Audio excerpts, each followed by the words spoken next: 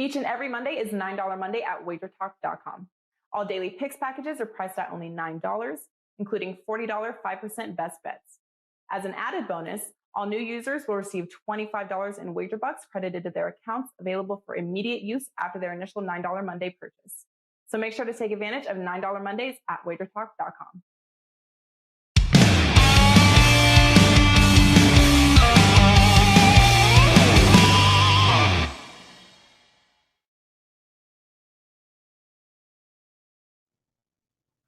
Monday, October 11th, and welcome to Wager Talk Today. I'm Teddy Covers. I'll be joined shortly by my co-host, Lawrence Presman. On today's show, it is a loaded Monday edition of Wager Talk Today. We'll have Marco D'Angelo at the open. He's going to talk Pitt, Virginia Tech, Air Force and Boise State, BYU and Baylor. And no, he's not going to talk Pitt and Georgia Tech. He told me he wanted to change that to TCU, Oklahoma. So Air Force, Boise, BYU, Baylor, and TCU, Oklahoma from Marco.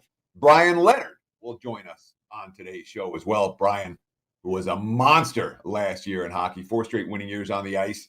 He is going to break down 3 games as well, including Monday Night Football for this evening, the Colts and the Ravens. We'll also talk about Colorado State and New Mexico and UCLA facing off against Washington in college football. I'm going to break down a little MLB playoff action for tonight with my big game breakdown, the Red Sox and the Rays. We'll talk about that later in the show. But before we get into any of that, well, let me bring in my co-host, right? Do I bring in my co-host here, or do I go straight to bad beats, bad bets, and bad for the books? We'll see. Do what Prez you shows want, up here Teddy. in 2 seconds. No, Prez, how are you? Prez, how are you on a Prez Monday was morning? here the whole My time, weekend. dude. Oh, good. Well, welcome to the show, my friend. How are you? Well, yeah, I had me and you both not a good Sunday. I mean, it happens. There's nothing we can do about it. And both you and I, we had one play we were on the same, that Carolina play. And that block punt really did us in. Not that they wouldn't have marched down the field and scored anyway, but the block punt surely didn't help. Crazy day in the NFL, Teddy. I think it was a record-breaking amount of missed extra points. I mean, I myself was just like 6 missed kicks, 3 goal line stands, a fumble on the goal line. I mean, it was a sloppy day of football all around. But nevertheless, a day where we sit here and say, how good are the Bills? What's wrong with the Chiefs? How good are the Chargers? And on and on and on. So many questions, and we'll answer them all throughout the week. But yeah, 1-3 for me. Were you okay? I had a crappy weekend overall. I won the 2 games I had to win. You know, I won my big ticket on Saturday, and it was a no-sweat winner. And I won last night with the Bills, and that was a no-sweat winner as well. But it was a pretty frustrating weekend. You talk about Carolina. I had Texas as well. And I had some wrong side. So it was not a good weekend for the clients. The good thing is that we ended up winning the last game of the night in the big play on Saturday. So it could have been worse. And look, you know, like you said, good weekends we expect. Bad weekends you have to accept. They're going to happen inevitably. And you can't go too crazy over them. You got to sit down off a good weekend or a bad weekend and still put in that same level of effort and work. But I'll tell you what, Prez, when you talk about great sports weekends, and that's really how I should have opened the show. This was a really good sports weekend for a fan. You know, whether it's the fight, whether it's the baseball, whether it's college football, whether it's the NFL. If you weren't entertained by sports this weekend, hopefully you made some money off it better than Prez and I did. It was a heck of a weekend for sports fans. And that's the way October is a lot of times. Well, brother, let's get to it. As you said at the top, jam-packed show. You got your 6 Bs. I hand the mic to you. Let's get into it with some bad beats, bad bets, and bad for the books. A recap of what happened over the weekend in the sports betting world. We're going to start with some brutal beats on Saturday in college football. Let's see. Ole Miss is -5, and then Arkansas scores a touchdown in the final play of the game. And the Razorbacks go for 2, which nobody ever does in regulation, and they miss, which means that Ole Miss doesn't even have to try to score, which means it's a 52-51 final, and the Rebels don't even get a chance to cover an overtime. Tough if you had Ole Miss. I referenced Texas a moment ago. I'll reference them again here. They closed plus 3.5, plus 4. During the game, in the second half, they're minus 2,000 on the money line. All right. And then they blow the lead, and then it's tied game at 48-all, and Oklahoma's just trying for the game-winning field goal. They literally have time for one last play to try to get a couple more yards for the field goal attempt, and it turns into a big play touchdown. 55-48 final. All those Longhorns tickets, no good. Minus 2,000 on the money line, no good. All of that. Tough. Missouri, minus 18.5, minus 19 against North Texas. Dominant. They're up 34-7 at halftime. The whole second half is garbage time. And the Tigers go and score a touchdown to go up 21, less than 4 minutes left. North Texas has one chance. First down, they get sacked. Second down, they throw a dump-off pass that goes 77 yards for the touchdown. Lose by only 14. Missouri now 0-9 against the spread. The last 9 under Eli Drinkwitz. How about Iowa against Penn State? And look, if you had Penn State in that game, that was tough. They completely dominated. They're up 17-3 despite 2 Sean Clifford interceptions. And then Clifford get hurt. And the backup Roberson was not so good. It was final 23-20 Hawkeye. So the Iowa minus 2.5 gets there. And literally took them the whole game to rally back, even though Penn State had the backup quarterback couldn't get a first down. You can't handicap in-game injuries pre-game. That was brutal for Penn State backers. One big play for the Hawkeyes was all it took for them to cover that number. And, of course, to close out the night, if you had Nevada minus 29, that wasn't fun. They led 52-7 and pulled their starters. New Mexico State down 52-7, left their starters in, and they scored 3 late touchdowns, including the final one with 6 seconds left against all backups and third stringers.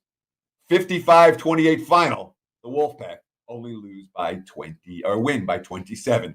Tough beat for Nevada backers. In the NFL yesterday, what do we have? We have Washington football plus a half, plus 0.5 in the first half. The Saints mix extra points, so it's 13-13. There's one play before halftime. Hail Marys never work. Can you defend a Hail Mary? Well, the Washington football team couldn't. 20-13 at the half, plus 0.5. First half, no good. The Jets kicked the field goal instead of trying for it on fourth down in London. Atlanta and the Jets sneaks over the total 45.5, even out without Ridley or Gage for the Falcons. Oh, it's tough beat if you had the under in that one. Under the whole way until the end. We referenced this one already at the top of the show. The Panthers are up double digits at home. Complete domination from Carolina, except that they didn't show it on the scoreboard. Philly had more penalty yards than offense in the first half. In the second half, they had a block punt that changed the whole game. Philly wins outright. Tough beat for Carolina backers. And some pretty bad beats. When it comes to bad bets, the Rutgers money before kickoff on Saturday, that was all wrong. Michigan State, 31-13 at -4. Bowling Green money, bet up to -14 against Akron. You can't lay 2 touchdowns with teams like Bowling Green. I don't care what your power ratings say. The Zips win straight up 35-20. 4 touchdown right side for Akron. That was a bad bet for Bowling Green. Nothing but West Virginia money at Baylor. Mountaineers bet all the way down to +1. Baylor blew them out at halftime. That was a bad bet. They bet up North Carolina as high as -18. Florida State blew them out at home. Tar Heels won't be getting that kind of market support anytime again soon. And you can't leave this one out. Alabama bet up from -16 as high as -20. They lost outright to Texas A&M. Crimson Tide money, all bad bets. In the NFL on Sunday, it was a Steelers spot, but the money came for Denver with Teddy playing Bridgewater in for the Broncos. Well, this is one day where Teddy didn't cover. Money came for Denver. Pittsburgh got the money. Bad bet on the Broncos. There was heavy Vikings money. The Lions injury report was ugly. It was bet up to -10.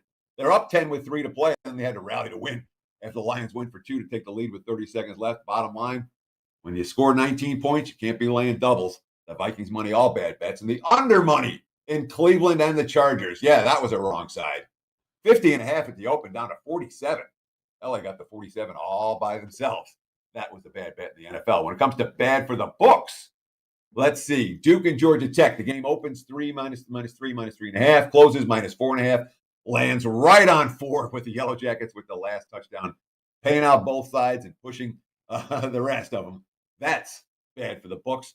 Nobody bet Maryland. It was all Ohio State money. Ohio State wins 66-17. Bad for the books. Nobody bet Vandy. It was all Florida money. 42-0 final there. That was bad for the books. Nobody bet Auburn. Nobody bet over. It was all Georgia and under money. Georgia wins 34-10. Georgia and under cashes. But by and large, the books were not complaining on Saturday night. was a pretty good day for the books on Saturday. On Sunday, maybe not so much. The Titans were the most public play on the board against the Jags. The bettors knew it.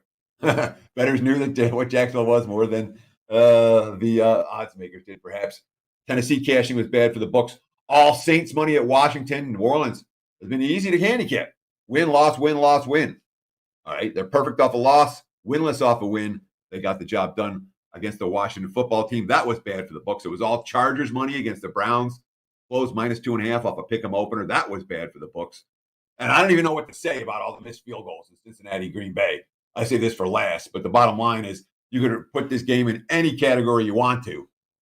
Cincinnati was +3.5 last Monday. They closed +2, 2.5 at kickoff. Game lands right in the middle, Packers by 3. And they won the bet Green Bay late. And there was lots of public Green Bay money on Sunday. All cashed in. That game, not a good result for the house. So, there you have it. Bad beats, bad bets, and bad for the book. Back to you, Mr. Prez. Yeah, bro, I was on that Ole Miss game. And, oh, my God, I mean, it wasn't even just the extra. It wasn't even the going for 2. I mean, the whole way the game ended. Great take, Teddy. I love that segment, man. Guys, it's $9 Mondays over at WagerTalk.com. Anyone's play today, only $9. Our number one football expert in 2021 has a $9 Monday play. Marco, welcome to the show. Tell us what's going on with you, bro.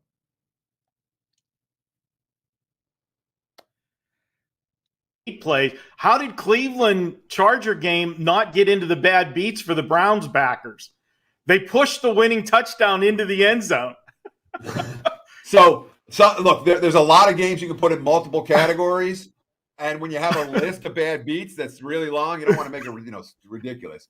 And when you give up 47 points in an NFL game and what's 550 yards, yeah, you don't always cover those when you're catching less than a field goal. So I didn't call that necessarily one of the worst beats. That was, was bad bet on the under and bad for the books with the Chargers did.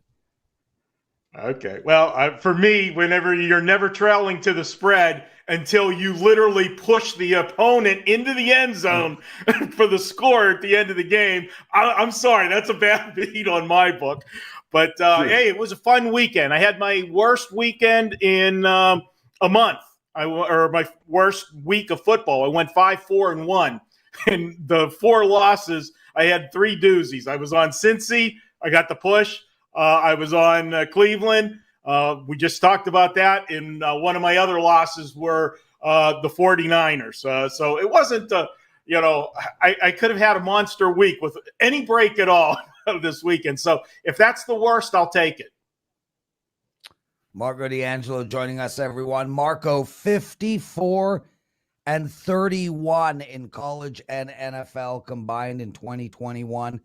Number one handicapper at WagerTalk over that time in football. We got a promo up for you, $549. And that gets right through the end of football and includes baseball. College and pro through the Super Bowl, and is a free bonus, which we've been killing it since the All-Star break in baseball. You get all of my playoff and World Series plays absolutely free when you grab that package. But that package is gone the minute tonight's Monday Night Football game kicks off. So you got one day to do it. Head on over to WagerTalk. Perfect. $549, everybody. Okay, brother. Pitt at Virginia Tech. You like this? No, that's not. Nobody reads Slack. We had to draw. I read it, and as soon as I said it, I'm like, oh, that's not the game, and I had to go back and correct myself. I did have Pitt for full disclosure. They were -3.5 last night.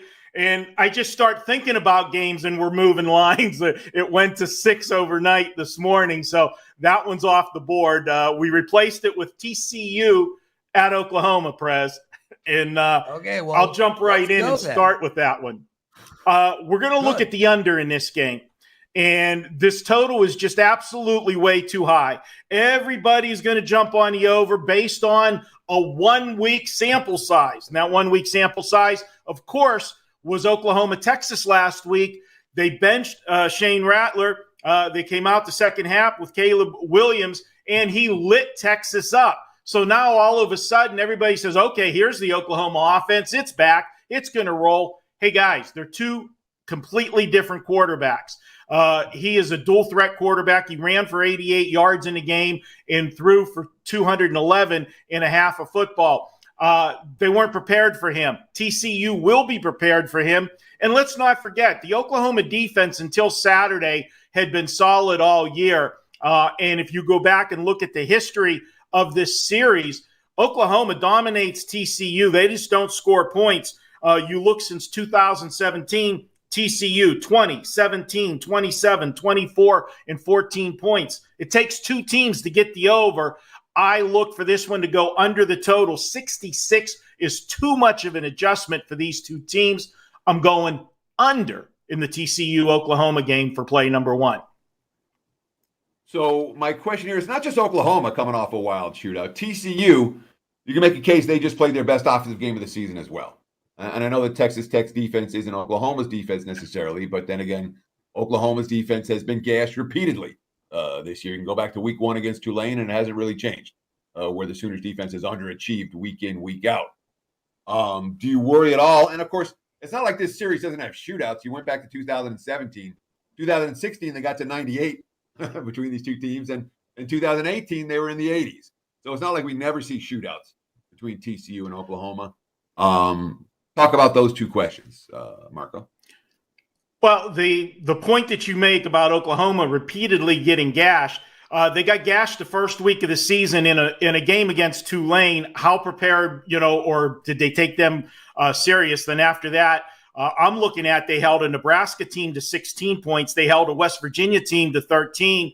Kansas State put 31 up, Teddy, but if you remember, 7 of them came on a kick return on inside of a minute left to play at the end of the game. So they were holding them to 24.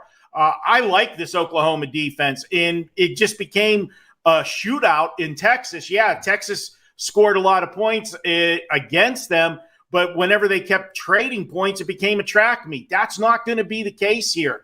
Oklahoma can run the football against TCU. TCU can't stop the run, and I look for Oklahoma. If I'm the coach, I'm going with a game plan, slowing it down. My defense was on the field a long time last week. Let's give them a break and let's run the football. I like the under here. You can debate me all you want.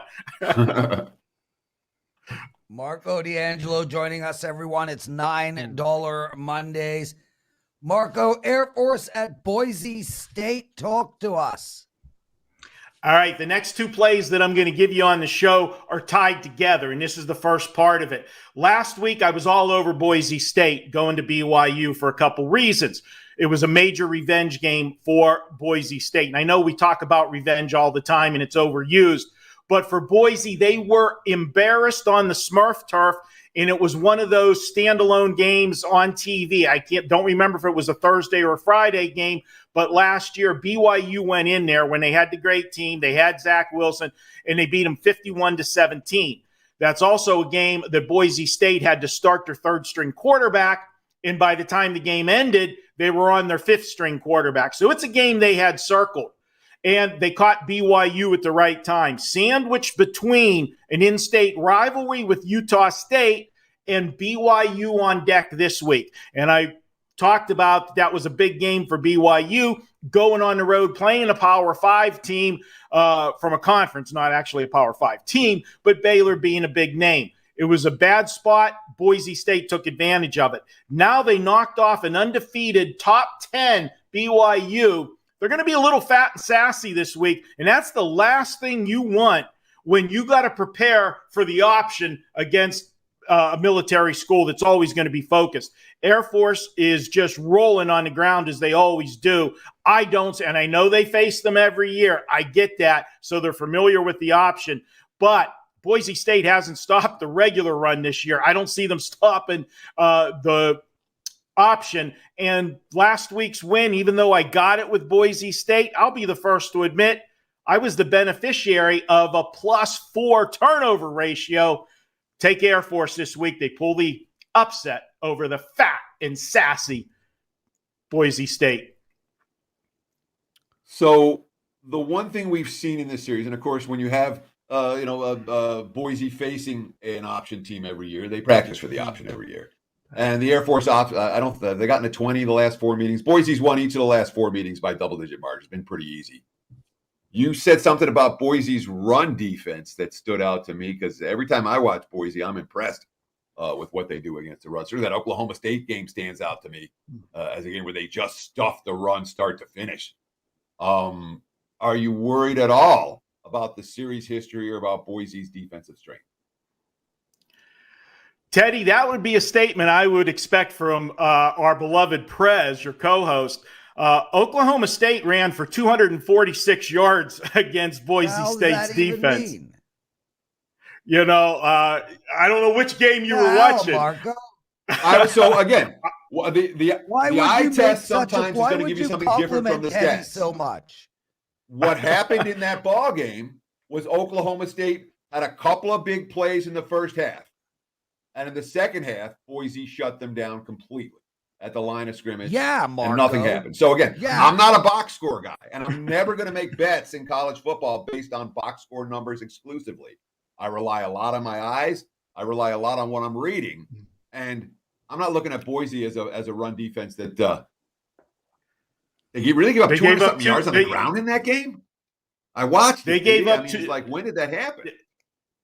Well, but because they couldn't pass the ball at all. They ran the ball the whole game, but they still had success running the football. They also gave up 255 to have in that game? Central Florida. You would be at over 5 yards a carry, around 5 yards a carry. I got to go back and look at that box score. Marco got one. Okay, we got guys. So we can disagree. We got to go to the next game. Yes. We got a hard stop at 12:45 today. Teddy's got his opening line address, and he needs to do calisthenics beforehand. BYU Baylor. You're picking the side here, Marco. BYU plus 4.5. Which way are you going? I'm going to go short with this one because Bryan gives me heck every Monday when I see him for Monday Night Football because I don't leave him any time. And I said, tell Teddy to quit disagreeing with me, and you'll have time. But I'm going with BYU here. I said all the reasons why I had Boise State last week. Well, those are the reasons for me to have BYU this week. They got caught looking ahead to Baylor. This is a game they want. They want to make a statement. And I also, little side note, the situation with the Big 12 going to lose possibly Oklahoma, Texas, and you're going to be a shakeup. Wouldn't BYU be a nice fit in the Big 12? I think this is an audition game for them. I think they're going to be sky high. And as far as Baylor goes, their goal is to get to the Big 12 championship game. This game doesn't do anything for them, win or lose, as far as that season goal goes. And if you look at the next 3 games they have on deck, it's all the big guns for them. They got to play Texas next. Then I think they have TCU, followed by Oklahoma. I think this is a great spot for the dog, BYU. And normally when a team loses a game that ends their national championship hopes, I would go against them. But coming in, BYU never had national championship hopes losing their game. I think they get the job done. One thing you always have with BYU, they're not going to be out physicaled at the line of scrimmage because these guys, BYU players, are older, bigger, and mature. I like BYU plus the points. So one of the advantages of being on this end is that I get to ask you whatever I want, and I get to look stuff up while we're gone. Now, in that Boise Oklahoma State game, the first play from scrimmage, the Cowboys running back had a 75-yard touchdown. On the next drive, he also had a long touchdown run. The rest of the game, 30 carries, like 100 and something yards, like under 4 yards per carry. And Oklahoma State as a team, you said they got better than 5 yards per carry. My numbers show they got worse than 5 yards per carry for the whole game, despite the 75 yards touchdown run. I'll stand by my Boise State as a good defense against the run, and that's going to be the end of that. Goodbye. Marco, Yes, a man who always needs to be right is a man who is usually wrong. Anything else, dude? What do you got to promote? And then we got to get you out of here. I got a Monday night play up tonight. And of course, you can take advantage until kickoff of that special offer at WagerTalk for the rest of the season. I always enjoy Mondays, and my deepest apologies to Bryan Leonard on taking all of his time. There you go. Get out of here. Marco D'Angelo, everyone. And don't you worry, Brian's got a lot of time. Teddy's big game breakdown coming up. Bryan Leonard, the daily presidential address. Stay with us, everyone. Literally 15 seconds. Each and every Monday is $9 Monday at WagerTalk.com. All daily picks packages are priced at only $9, including $40 5% best bets.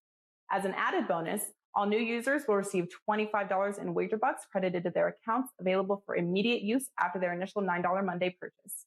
So make sure to take advantage of $9 Mondays at WagerTalk.com.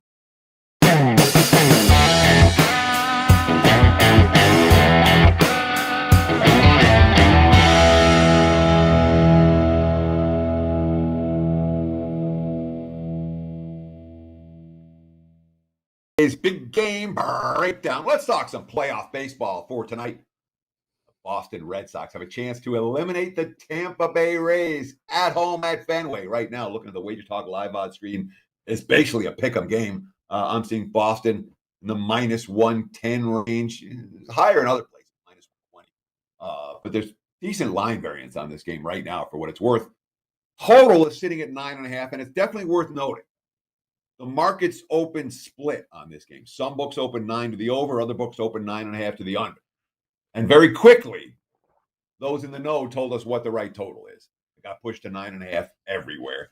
And I agree with that assessment. I'm expecting a high-scoring affair. Look, the Red Sox have scored 20 runs over the last 2 games after the Game 1 shutout. They scored 6 runs against the Yankees in the wild card game.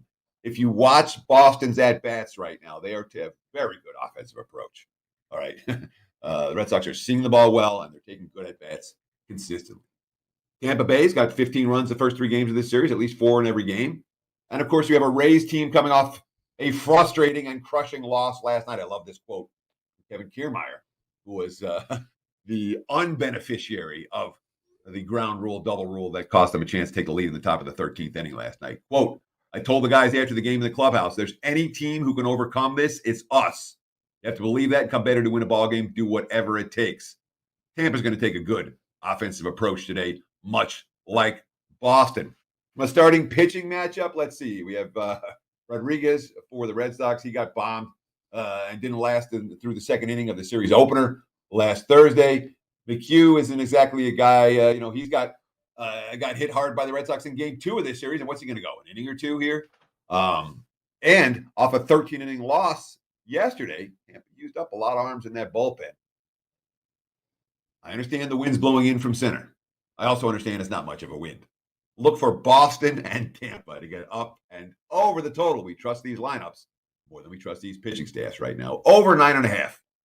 There's your big game breakdown. Back to you, Mr. Prez. Awesome stuff, Teddy. Bryan Leonard joining us. And Bryan, man, hockey tomorrow, brother. You pretty pumped? 4 winning seasons in a row. Second most profitable handicapper at WagerTalk.com last year in hockey. And a season ticket holder with Marco to the Golden Knights. Yeah, it's interesting. Hockey, I've only been handicapping since Vegas got a team, and that was 4 years ago. And it's been my most profitable sport. I've won every year in it. These other sports that I've been handicapping for 40 years haven't done as well, especially yesterday in the NFL. Terrible day in the NFL, terrible weekend for myself. Got to start bouncing back, and we'll do so starting to.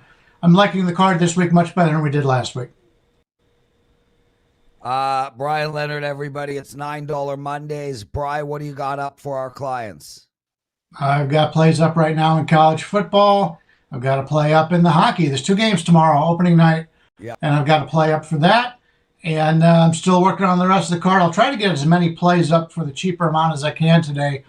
And that way, if you can save some money, and hopefully we can get some of these plays back over the weekend. So Monday's tough today because just didn't win. And like Marco, I heard some of his segment. I also Cleveland, who was in a situation where I believe if you scored 40 points and haven't turned the ball over, I believe it was 463-0. Here come my Brownies yesterday to screw us all up. So Yeah. Just couldn't catch a break, and they had the 49ers also. What the hell? It was just a bad day.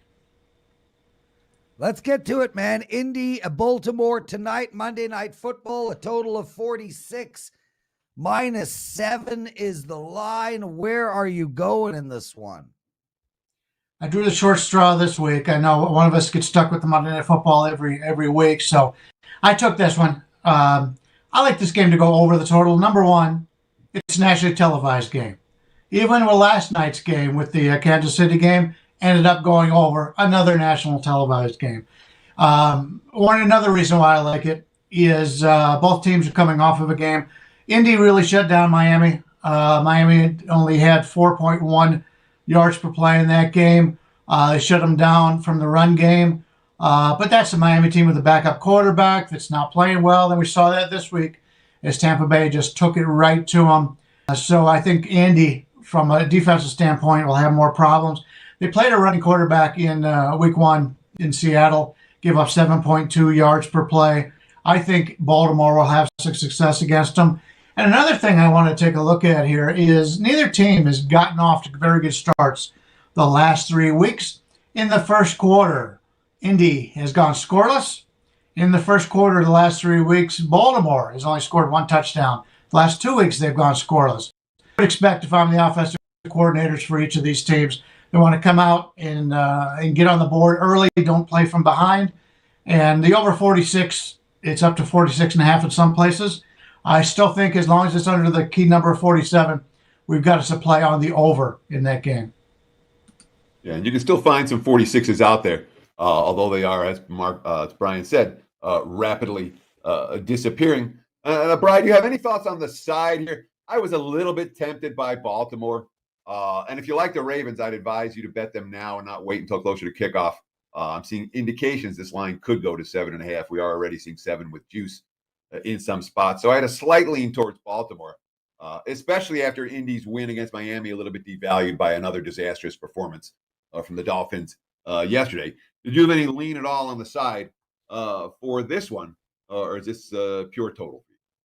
I think it's a good teaser possibility here if you're able to bet, tonight's game, Baltimore -1 on a teaser, tie it up with something later on in the week. That would be a nice situation. That's probably the only way I go on the side. I like the Baltimore, but I don't want to lay 7. And it's just a point to me that I'm pretty confident Baltimore's going to win this game. So from a teaser standpoint, that'd be the only way I'd look at that. He's Bryan Leonard. Bryan, thanks for joining us every Monday. Maybe one of these Mondays we'll swap you and Marco around and bring Marco on when he has 7 minutes to do 3 games. I will talk so slow. Yeah. I don't know, kidding. Colorado State, New Mexico. Where are you going here, Bri?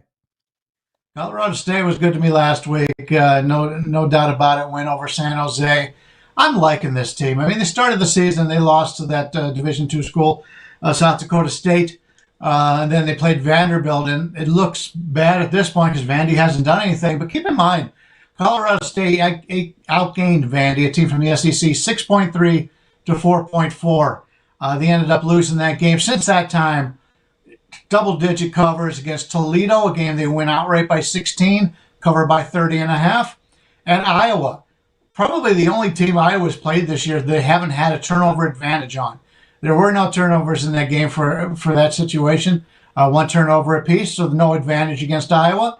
And they were right there the entire time, only losing by 10, covering by 13.5. Last week, San Jose State, only a 2.5-point favorite. I was on them, and they covered that spread by 15.5. So this is a team in Colorado State that's getting better as the season goes on. And New Mexico is a team who is not. So far on the season, New Mexico is only down 1 turnover on the season, yet they're 0-6 against the spread.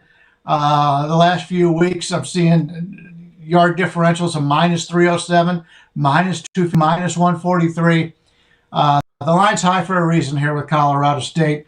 I like Colorado State, and in the first half of the last 2 weeks, New Mexico's been shut out. In fact, New Mexico's been shut out in 3 of the last 4 halves. The only time they got some points was against UTEP. So this is a team in New Mexico that is really having problems scoring. And it won't take long for Colorado State to take this lead, and I think they win it going away. So, Bryan, you know what the quotes were out of the Lobos locker room on Saturday.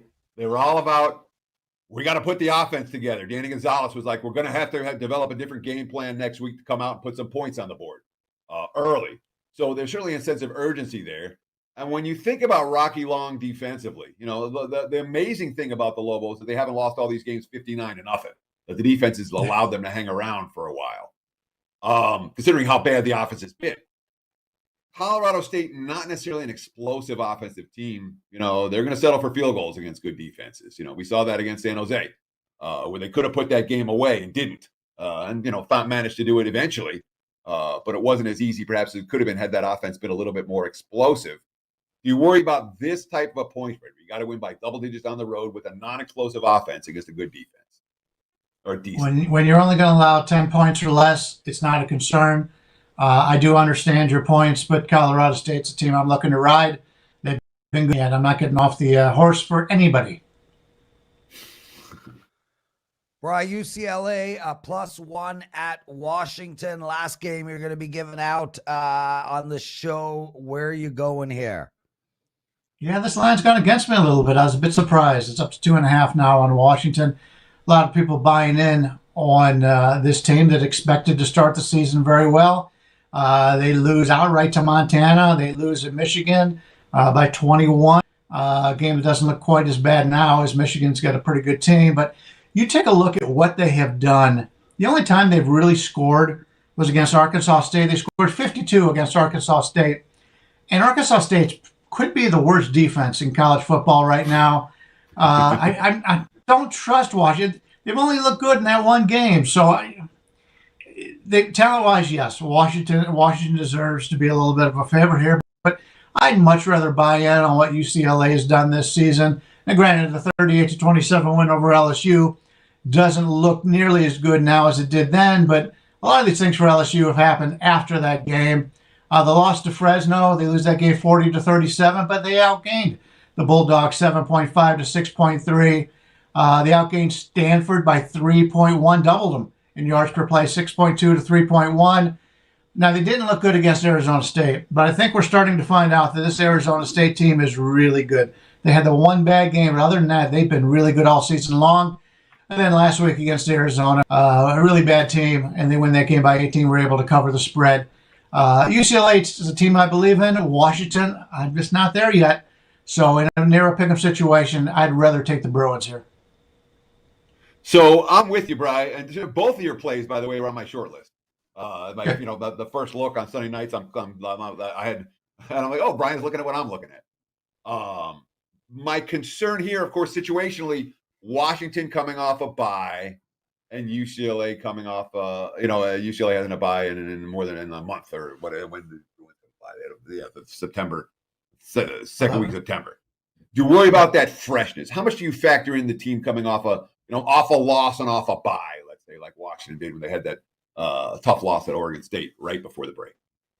Well, especially for a team that has talent. So I understand that for Washington, a team with high expectations. They're coming off of a loss to Oregon State. They got an extra week to prepare. You would expect Washington to come out. So I guess I'm not that money's coming in on Washington. I'm kind of hoping it gets up to 3. So I got a little bit on +1, but it gets to 3. I'm all for that. So I understand the Washington situation, but how many times have we seen a team just come out and just not played well up to their capabilities all season long? So like I said, I prefer the UCLA team here. Bryan Leonard joining us, everyone. Bryan, thanks so much, man. $9 Mondays. Take a look at Bryan's page. He's going to have a lot of plays up throughout the day, so you guys can take advantage of his $9 Monday price point. We'll see you next Monday. Other than that, guys, please hit that like button. Close to 500 of you are watching, 100 hating on Teddy, 400 loving on me. Hit that like button, please. As for that, it's time. Let's go. Daily presidential address.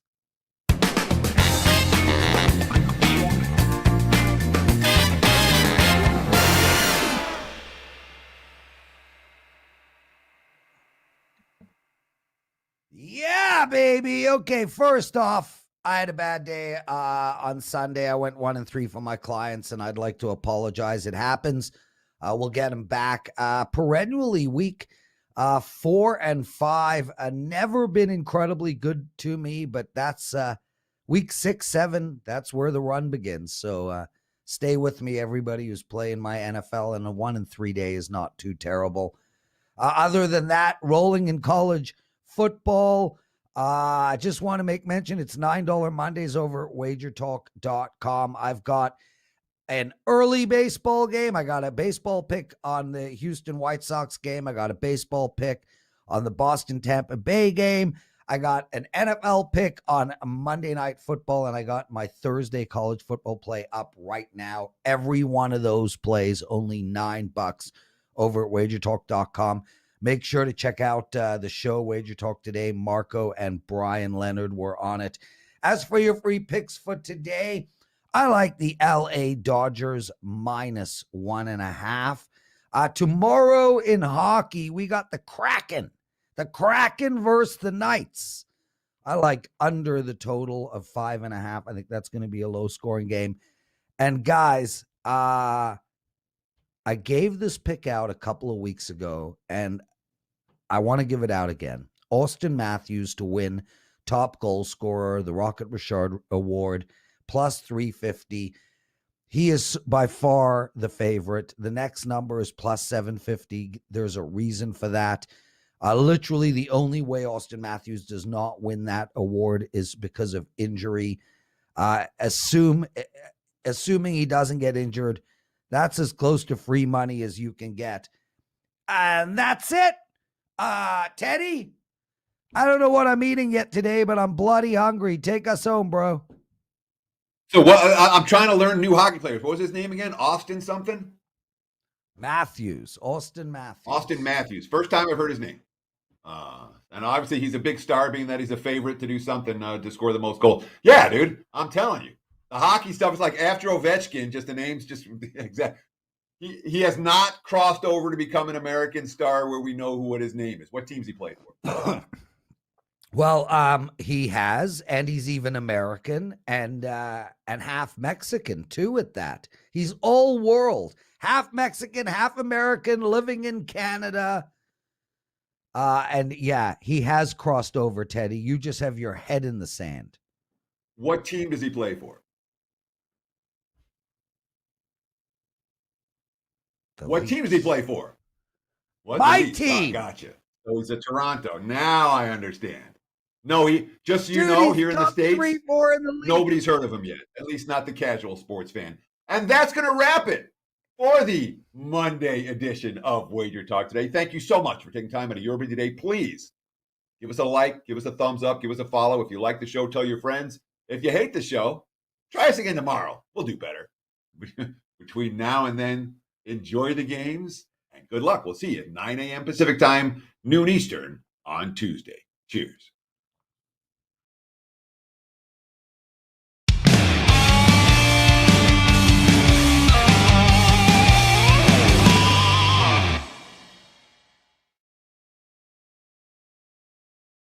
Each and every Monday is $9 Monday at WagerTalk.com. All daily picks packages are priced at only $9, including $40 5% best bets. As an added bonus, all new users will receive $25 in wager bucks credited to their accounts, available for immediate use after their initial $9 Monday purchase. So make sure to take advantage of $9 Mondays at WagerTalk.com.